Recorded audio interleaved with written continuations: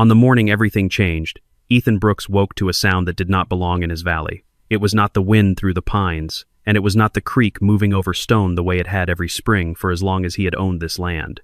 It was the low, grinding growl of heavy machinery, diesel engines chewing through frozen soil just beyond his porch. He pulled on his boots without bothering to lace them, walked outside into the cold morning air, and stopped where the steps met the gravel path. What he saw made his chest go tight. The private road belonging to the gated community next door had been widened by nearly 20 feet overnight, and that 20 feet had been carved directly out of his 40 acres. There had been no notice nailed to his gate, no letter in his mailbox, no knock on his door the evening before. Karen Whitmore stood near the tree line in a quilted vest and sunglasses, sipping coffee from a tumbler as though she were watching a parade rather than the quiet theft of someone else's property. When Ethan asked her what in the world was happening, she smiled the smile of a woman who had never once been told no and did not intend to start that day. She told him the road served the community now, that progress sometimes required sacrifice, and that he should be grateful his little parcel finally had a purpose beyond sitting there doing nothing. Ethan did not raise his voice. He simply looked at the churned earth, the surveyor stakes already driven into ground that was legally his, and said nothing at all. But Karen Whitmore had no idea who she was dealing with, and she certainly did not know that the man she had just robbed of a strip of frozen pasture had once designed the very drainage system that kept her entire subdivision from drowning every spring. A single fence, placed exactly where the law allowed, was about to teach an entire homeowners association a lesson none of them would ever forget. Ethan Brooks was 44 years old, a former hydraulic engineer who had spent 2 decades designing water systems for towns and counties before deciding he had had enough of boardrooms and budget meetings. He had bought his 40 acres 5 years earlier, specifically because it sat outside any homeowners association, outside any covenant, outside any rulebook written by people who like telling other people what color their mailbox should be. His land held a wide-open meadow that turned gold every autumn, a small spring-fed pond where deer came to drink at dusk, a stretch of dense pine forest that muffled every sound from the outside world, and a narrow, fast-moving creek that fed into the valley's larger drainage network. He kept to himself. He fixed his own fences, split his own firewood, and waved at neighbors from a distance without ever inviting conversation. It was, by every measure that mattered to him, a peaceful life. The subdivision beside him, a development of nearly 200 homes called Aspen Ridge Estates, had been carved out of the valley only a decade earlier, and its homeowners association ran the place with the rigid enthusiasm of a small, well-funded government. Karen Whitmore had been its president for 6 years, and in that time she had convinced herself and most of her neighbors that the association's authority extended well past its own painted curbs. She had tried more than once to pressure Ethan into joining, dangling the idea of shared amenities and community events, framing his refusal as antisocial at best and suspicious at worst. Ethan always declined politely and firmly, reminding her each time that his land had never been part of the development and never would be. Karen did not take rejection well. Over time, she stopped seeing him as merely uninvolved and started seeing him as an obstacle, a stubborn variable in a community she believed she controlled completely. And stubborn variables, in her mind, existed to be removed. The tension simmered quietly for months, the way resentment often does before it boils over into action. Karen brought Ethan up at board meetings as an example of a property owner who refused to contribute to shared costs while apparently benefiting from proximity to the community's roads and lighting. She circulated the idea, subtly at first, that his land was somehow underused, that a man alone on 40 acres was hoarding space the growing subdivision desperately needed. Nobody on the board pushed back very hard, because nobody on the board ever pushed back very hard against Karen Whitmore. She had built a reputation for making life difficult for anyone who disagreed with her, whether through selective enforcement of parking rules or quietly organized social exclusion, and most residents had simply learned it was easier to nod along. By the time winter began to thaw, Karen had convinced herself that expanding the community's main road across a strip of Ethan's land was not theft at all, but a simple correction of an old inconvenience. She never asked him. She never filed the paperwork a genuine road expansion would require, never requested an easement, never approached a single county office for a permit that might have exposed her plan before it began. Instead, she quietly hired a construction crew, willing to work through a single overnight shift for a premium fee, banking on the idea that once the asphalt was down and the streetlights installed, no one, not even a stubborn engineer living alone on the far side of the property line, would have the energy or resources to fight a completed project. It was a calculated gamble, built entirely on the assumption that Ethan Brooks was just another quiet man who would grumble, sign whatever was put in front of him, and move on. She had badly underestimated exactly what kind of man she was dealing with, and the following morning, when the machines rolled onto his land before dawn, that gamble was set irreversibly into motion. Ethan spent the rest of that first morning doing something Karen never expected. He did not shout. He did not call the police in a panic or storm across the property line demanding an apology. Instead, he walked the entire length of the new road with a small digital camera, photographing every stake, every disturbed patch of earth, every new curb that curved unmistakably into what had, only a day before, been his open pasture. He noted the position of the new streetlights relative to the old fence line he remembered planting years earlier. He photographed the fresh asphalt still steaming slightly in the cold morning air, and he photographed Karen herself standing at a distance, arms crossed, watching him with an expression somewhere between amusement and irritation. He said almost nothing to the work crew, only asking, in a calm and level voice, whether they had a copy of the permit authorizing construction on private land. The foreman shrugged and said he only followed the plans given to him. Ethan thanked him and kept walking. By early afternoon, Ethan had measured the width of the intrusion using an old but reliable surveyor's wheel he still owned from his engineering days, rolling it slowly along the new pavement from where his original fence line had stood to where the pavement now ended. The number confirmed what his eyes had already told him. Nearly 300 feet of frontage along his boundary had been converted into private subdivision road, complete with fresh curbing, a sidewalk poured just that morning, and 2 brand-new streetlights already wired and standing upright as though they had always belonged there. Karen approached him once more before the crew packed up for the day, her tone light and almost maternal, the tone of someone explaining an unavoidable inconvenience to a child. She told him the association had simply improved a shared access point for everyone's benefit, and that a man in his position should consider himself lucky. The community had invested so much in land he barely used anyway. Ethan asked her, plainly and without heat, where the permit was. Karen's smile flickered for just a moment before returning, brighter and more brittle than before. She told him that permits were a formality the association rarely bothered with for internal improvements, and that if he had a problem with progress, he was welcome to take it up with a lawyer. She laughed as she said it, the kind of laugh meant to end a conversation rather than continue one, and then she turned and walked back toward her house without waiting for a response. Ethan did not chase after her. He simply photographed the retreating figure, checked the timestamp on his camera, and walked back toward his own house at the far end of the property, already turning over in his mind exactly which drawer in his old filing cabinet held the documents he suspected would matter most in the days ahead. That evening, Ethan sat at his kitchen table with a cup of black coffee slowly going cold beside him, and pulled a heavy metal lockbox down from the top shelf of his closet. Inside, wrapped carefully in a plastic sleeve, was the original survey he had commissioned when he first purchased the land, a document he had barely glanced at in 5 years, because he had never needed to prove anything to anyone. He unfolded it across the table, smoothing the creases with the flat of his hand, and began comparing its precise boundary lines against the rough measurements he had taken that afternoon. The picture that emerged was worse, from Karen's perspective, than anything she likely imagined. The new road did not simply brush against his property. It sat entirely, unmistakably, inside his legal boundary, stretching nearly 300 feet along the line and cutting almost 20 feet deep into pasture that had never once belonged to Aspen Ridge Estates. But it was not the road itself that made Ethan sit back slowly in his chair and exhale. Buried in the same survey, marked in faded ink from years earlier, was something he had nearly forgotten existed. A large concrete culvert ran directly beneath the very strip of land the association had just paved over, a drainage structure built decades ago to carry snowmelt and storm runoff safely away from the valley floor. Ethan remembered the culvert intimately because he had personally reviewed its design specifications years before he ever purchased this land, back when he still worked as a consulting hydraulic engineer for the county. It was not a minor pipe. It was the primary drainage artery for the entire subdivision, channeling water away from nearly 200 homes whenever the mountains above them shed their winter snow. The realization sharpened quickly into something more precise and more useful than simple anger. If the culvert's outflow depended on access across land that belonged entirely to him, then any legal right the association had to maintain or even approach that structure depended on the existence of a recorded easement, a formal legal agreement granting them permission to cross private property for exactly this purpose.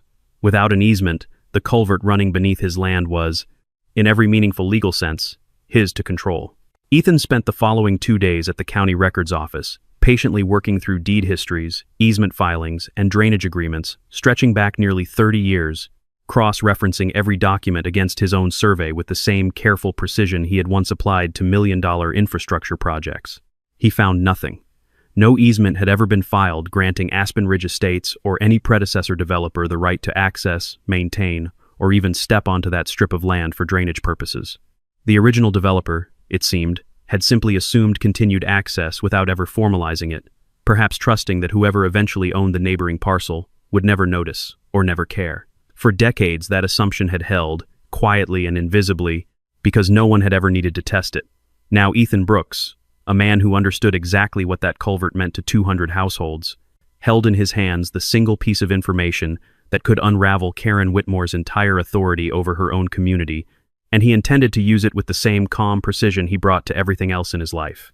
He drove into town the following week and sat across from a property attorney named Daniel Whitfield, a man with 30 years of experience untangling exactly this kind of dispute between private landowners and overreaching associations. Ethan laid out the survey, the photographs, the measurements, and the absence of any recorded easement, watching quietly as the attorney's expression shifted from professional interest to something closer to genuine delight.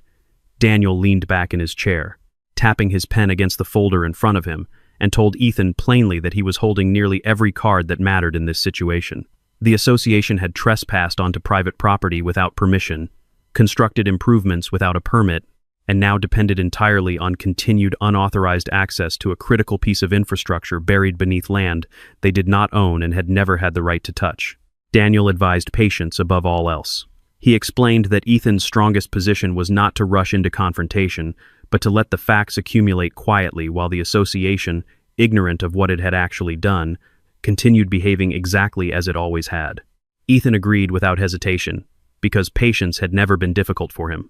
He drove home that afternoon with the beginnings of a plan already forming, one that required no lawsuits, no public confrontations, and no dramatic gestures, only a fence, built precisely along the boundary line the law had always recognized, positioned in exactly the spot where it would matter most once the spring rains finally arrived. He began sketching the fence's path in his notebook that same evening, tracing a line that would enclose not just his open pasture, but the ground directly surrounding the culvert's outflow as well. Karen Whitmore, meanwhile, had no idea any of this was happening, and even if she had known, it is unlikely she would have taken it seriously. She was far too occupied, congratulating herself on a project she believed had gone smoothly, mentioning the improved road proudly at the next board meeting as evidence of her decisive leadership.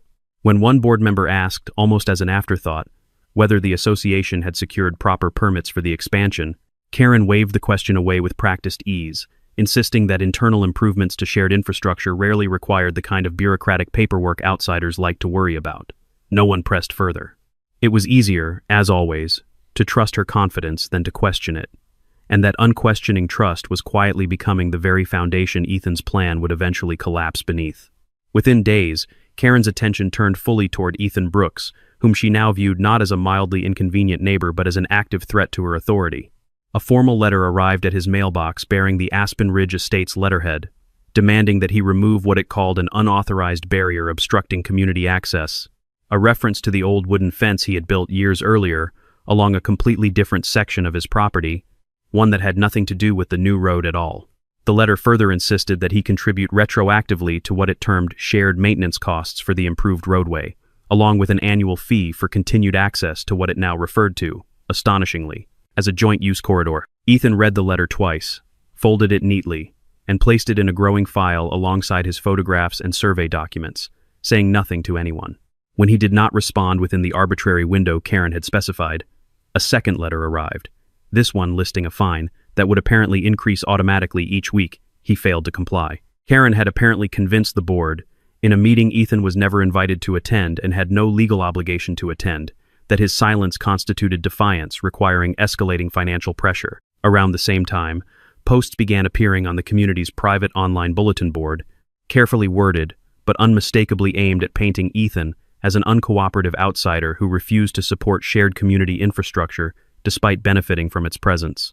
Neighbors who had never met him began repeating the narrative at dinner tables and driveway conversations, because it is always easier to believe a confident accusation than to seek out a quiet man's side of the story. Ethan never once responded publicly. He did not write angry rebuttals, did not confront Karen at her mailbox, and did not attempt to correct the rumors circulating through a community he had never joined, and felt no particular need to defend himself within. Instead, he quietly commissioned a second, fully independent survey from a licensed firm 2 counties over, a company with no ties whatsoever to Aspen Ridge Estates or anyone associated with it, specifically to eliminate any possibility that his original findings could later be dismissed as biased or outdated. He wanted a result that would stand on its own in front of a judge, untouched by personal history or local politics, and he was willing to wait the extra week it took to get one. Karen's fines continued to accumulate against him during that time, entirely unenforceable, entirely ignored. The second survey arrived on a gray Tuesday afternoon, delivered by a courier who seemed faintly amused by the elaborate care Ethan had taken in requesting it. The findings matched his own measurements almost exactly, confirming that the association's new roadway encroached nearly 20 feet onto his property along its entire 300-foot length, an intrusion far too large and far too consistent to be dismissed as an honest mistake or a minor surveying error. The report even noted, in dry professional language, the presence of an existing drainage structure running beneath the disputed strip, along with a formal note that no recorded easement appeared in county records granting access rights to any party for its maintenance. Ethan read the full report twice at his kitchen table, then called Daniel Whitfield to confirm their next step, already certain of the answer before he dialed the number. Daniel agreed that it was time to make the boundary undeniable, not through legal filings just yet, but through something simpler and, in its own way, far more effective. He advised Ethan to apply immediately for a standard county permit to construct a boundary fence, the same routine permit any landowner might request for livestock containment or property delineation, nothing dramatic, nothing that would draw undue attention before it was necessary. The county clerk who processed the application barely looked up from her desk as she stamped it, unaware that the modest fence being proposed would soon become one of the most consequential structures in the entire valley. Ethan collected the approved permit 2 weeks later, folded it carefully alongside his surveys, and began ordering the materials he would need: heavy-gauge steel posts and thick galvanized wire mesh, built to withstand decades of harsh mountain weather. He built the fence himself over the course of 4 days, working alone from sunrise until the light failed each evening, setting each post with careful attention to the boundary markers the second survey had confirmed. The fence ran precisely along the legal property line, cutting cleanly between his pasture and the newly widened road, exactly where county records said it belonged. But Ethan had made one deliberate choice that would prove far more significant than the fence's placement alone. Rather than simply blocking the road's edge, he extended the fence line in a wide loop that fully enclosed the small clearing surrounding the culvert's outflow, the exact spot where stormwater from the entire subdivision emptied out before continuing downstream. The fence did not block the water itself, which continued to flow freely beneath and through the structure exactly as it always had. What it blocked, completely and legally, was any physical access to that clearing by anyone other than Ethan Brooks himself. Karen noticed the fence within a day of its completion, driving past slowly in her car and pausing just long enough to study the new steel posts gleaming faintly in the afternoon sun. She laughed about it later that evening to a neighbor, dismissing it as a pointless gesture from a man clearly trying to save face after losing a strip of useless pasture he never used for anything anyway. She assumed, without bothering to ask a single question, that the fence changed nothing meaningful, since the water would keep flowing regardless of who technically controlled the ground around it. She had no engineering background, no understanding of maintenance access requirements, and no idea that culverts require regular clearing of debris to function properly, especially during the heavy runoff season that mountain winters reliably produced each spring. Her confidence remained entirely intact, resting on ignorance she had never once thought to question.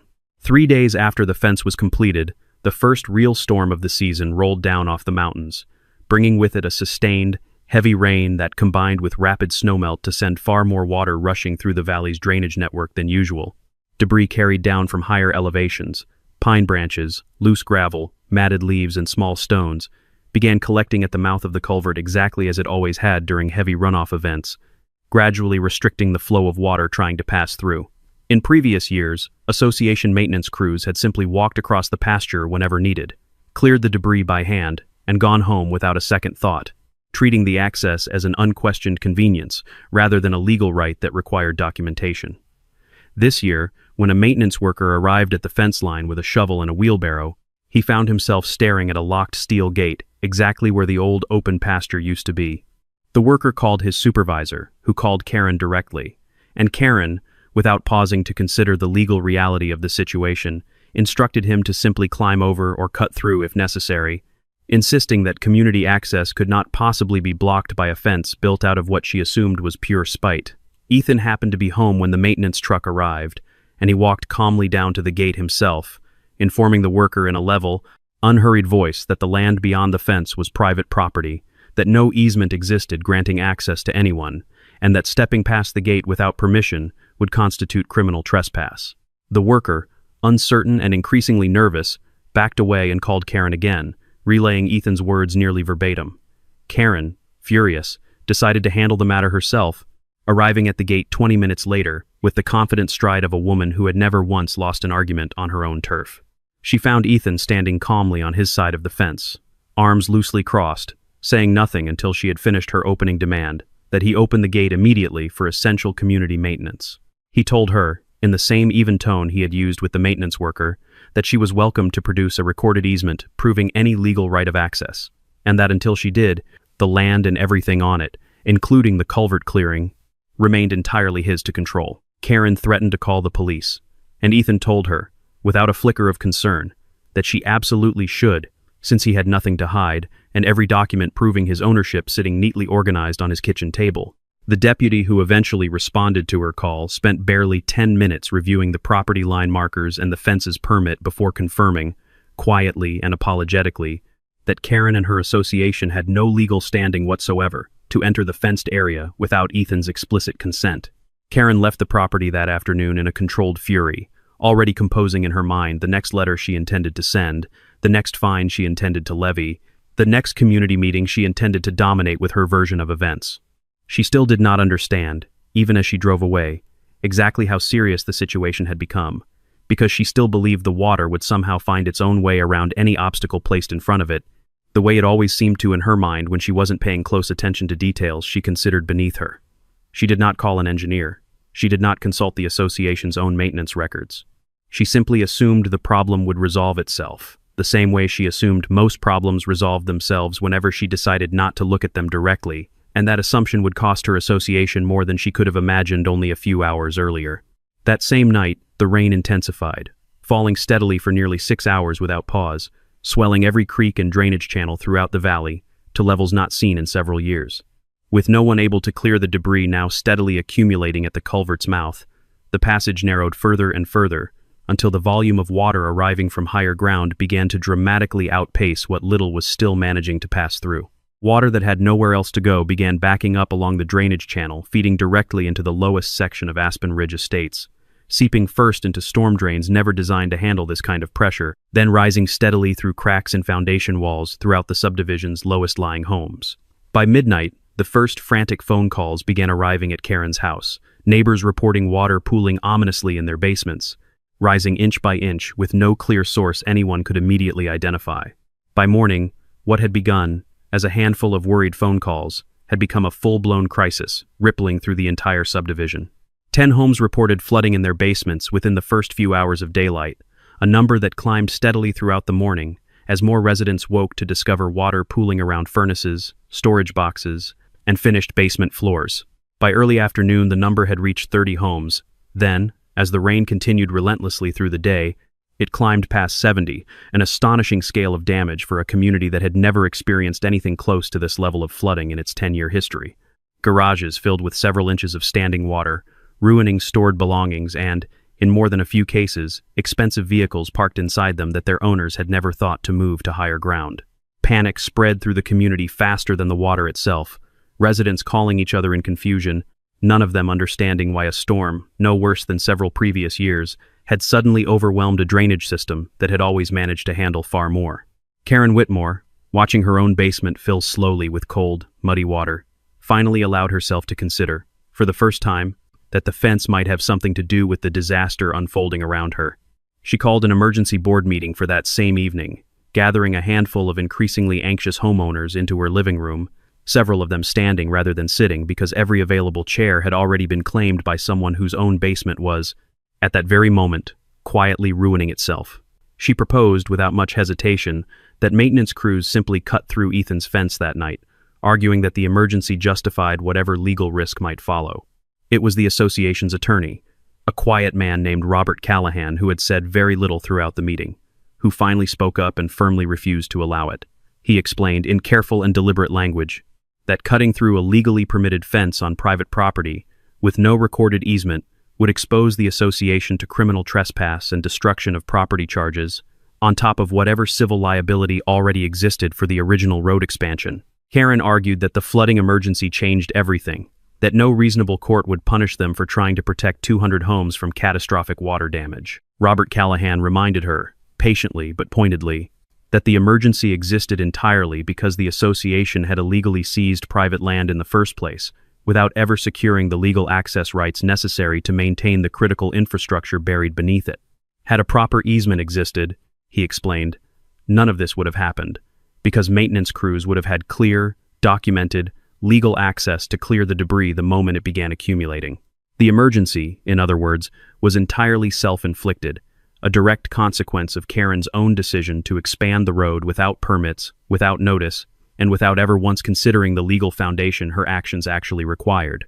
The room fell into an uncomfortable silence, as that reality settled over everyone present, several board members exchanging glances that suggested Karen's leadership was, for the first time in years, being seriously questioned. By the following morning, word of the flooding had spread well beyond Aspen Ridge Estates, and a local television crew arrived to document the damage, drawn by residents who had begun posting frantic messages describing basements and garages filled with murky, rising water. A young reporter named Sarah Michaels interviewed several visibly shaken homeowners standing in driveways beside ruined furniture pulled hastily from flooded basements, and their accounts, combined with drone footage capturing the scale of standing water throughout the lower streets, painted a striking picture of a community in genuine crisis. When Sarah Michaels asked Karen directly, on camera, whether the road expansion completed only weeks earlier had any connection to the flooding, Karen insisted firmly that the two events were entirely unrelated, blaming instead an unusually heavy storm and outdated county infrastructure that had nothing to do with her association's decisions. It did not take long for that explanation to unravel. Sarah Michaels, an experienced local reporter with a good instinct for stories that did not add up, requested and quickly obtained county permit records, showing no application had ever been filed for the road expansion project, a detail Karen had not anticipated anyone bothering to check so quickly. She also obtained satellite imagery from before and after the construction, imagery that clearly showed the new road cutting well past the previous boundary line and directly across what had obviously been private pasture only weeks earlier. When she requested comment from Ethan Brooks himself, he agreed to a brief, calm interview on his porch, presenting both surveys, the county permit for his fence, and a simple explanation of exactly how drainage easements function and why the absence of one mattered so significantly to everything unfolding downstream.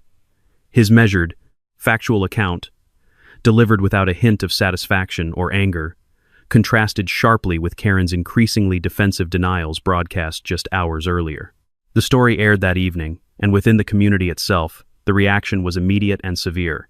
Residents who had spent the past several weeks quietly accepting Karen's narrative about an uncooperative outside landowner suddenly found themselves reconsidering everything they had been told, especially once several of them recalled, upon reflection, that they had never actually voted to approve the road expansion project at all. A few board members admitted, hesitantly and under pressure from furious neighbors, that Karen had presented the project as a routine maintenance improvement rather than a major expansion requiring formal community approval, sidestepping the vote entirely by controlling exactly how much information reached the general membership. Copies of meeting minutes began circulating that appeared to have been altered after the fact, listing approvals for the project that several attending residents insisted had never actually taken place during the meetings in question. The community that had once trusted Karen Whitmore almost blindly now found itself deeply divided, with a growing faction demanding an emergency vote to remove her from leadership entirely. Karen called for an emergency board meeting the following week, hoping to regain control of a narrative that had slipped decisively out of her grasp, but the meeting quickly became something closer to a public reckoning than a routine gathering. Homeowners who had lost thousands of dollars in flooded basements and ruined vehicles demanded answers she could not adequately provide, pressing her on the missing permits, the falsified minutes, and the fundamental question of why she had never disclosed the absence of a legal easement for infrastructure the entire community depended upon. Robert Callahan, the association's attorney, quietly informed the assembled residents that the association was now facing significant legal exposure on multiple fronts, including the original trespass and unauthorized construction, potential liability for the flood damage itself, and mounting questions about the validity of votes and records under Karen's leadership. By the end of that meeting, a formal petition had already begun circulating, demanding her immediate removal, gathering signatures faster than anyone on the board had anticipated. Karen, sensing her authority collapsing around her, made one final attempt to salvage the situation by filing a lawsuit against Ethan Brooks himself, arguing in court filings that his fence constituted an unreasonable obstruction of essential community infrastructure and demanding that a judge order its immediate removal. It was, in retrospect, a desperate and poorly considered move, one that guaranteed her entire course of conduct would now be examined in open court under far more scrutiny than any community meeting could provide. Daniel Whitfield, representing Ethan, welcomed the lawsuit without hesitation, recognizing immediately that a courtroom was exactly the venue where every document Ethan had carefully gathered over the preceding weeks would finally receive the formal, undeniable weight of legal record. He filed a countersuit within days, seeking damages for trespass, unauthorized construction, and the destruction of pasture land, along with a formal declaration confirming Ethan's exclusive control over the disputed strip and the culvert clearing within it. The hearing, when it finally arrived several weeks later, unfolded exactly the way Daniel Whitfield had quietly predicted from the very beginning. He presented both surveys side by side, walking the judge through measurements that left no room for reasonable dispute about where the true property line actually sat. He introduced satellite imagery showing the pasture intact before construction and dramatically altered immediately afterward, alongside county records confirming that no permit had ever been filed for the road expansion project. He entered into evidence a complete search of easement filings stretching back 3 decades, demonstrating conclusively that no legal right of access to the culvert had ever existed for Aspen Ridge Estates or any of its predecessor developers. Karen's own attorney struggled visibly to construct a coherent defense, since nearly every document in the case worked directly against his client's position, and the judge's expression grew increasingly skeptical with each new piece of evidence introduced.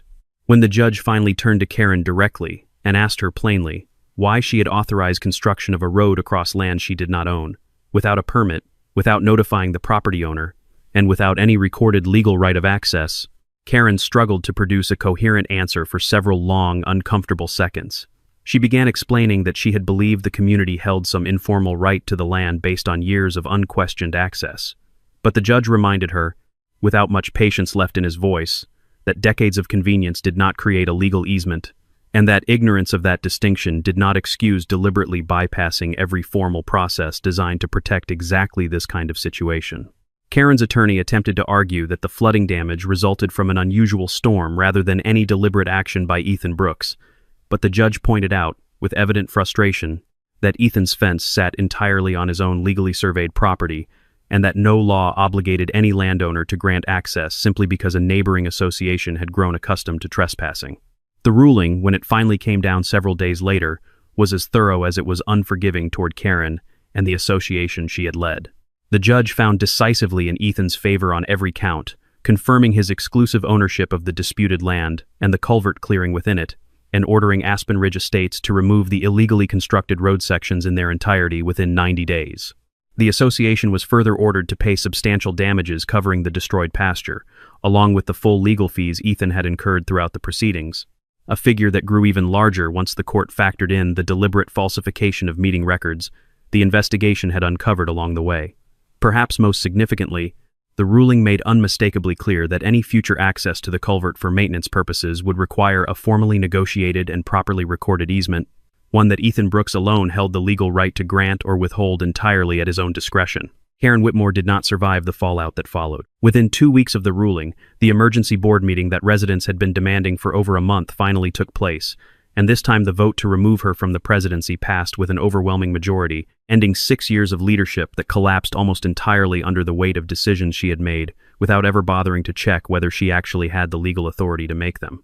A new, considerably more cautious board took over in the following weeks, one whose very first act was to schedule a formal meeting with Ethan Brooks, arriving at his property not with demands or letters threatening escalating fines, but with a genuine apology for everything that had unfolded under the previous leadership. They explained, honestly and without excuse, exactly how the situation had spiraled so completely out of anyone's control, and they asked, respectfully, what it would take to properly resolve the matter once and for all. Ethan listened patiently, as he always did, before laying out terms that struck the new board as entirely fair given everything that had happened. He agreed to grant a formal, properly recorded easement, allowing continued access to the culvert for maintenance purposes, provided the association paid an annual access fee reflecting the genuine value of the arrangement fully restored his pasture to its original condition at their own expense, and rebuilt the disputed section of road entirely within the association's own legal boundary rather than his. The new board agreed to every condition without hesitation, recognizing that the terms were not only reasonable, but considerably more generous than they likely deserved given the circumstances that had led them there. Ethan added only one further condition before signing anything, a simple statement he delivered calmly but firmly across the table, that no property belonging to any individual should ever again be treated as though it automatically belonged to the community surrounding it, regardless of how convenient that assumption might have proven for decades beforehand. Within a few months, the road had been rebuilt precisely along the correct boundary line, the pasture restored to its previous condition, with new grass already beginning to take root, where heavy machinery had once churned the earth into mud. The formal easement agreement, properly filed with the county for the very first time in the Culvert's decades-long history, ensured that future maintenance crews would never again find themselves standing confused at a locked gate during a storm, uncertain of their legal standing, while water rose steadily around them. Aspen Ridge Estates settled into a quieter, considerably more careful era under its new leadership, one where board decisions were documented thoroughly, and property lines were checked twice before any construction crew was ever allowed near them. Karen Whitmore, for her part, sold her home within the year and moved away from the valley entirely, her name rarely mentioned afterward, except as a cautionary example whenever new board members needed reminding of exactly how quickly unchecked authority could collapse under the weight of its own assumptions.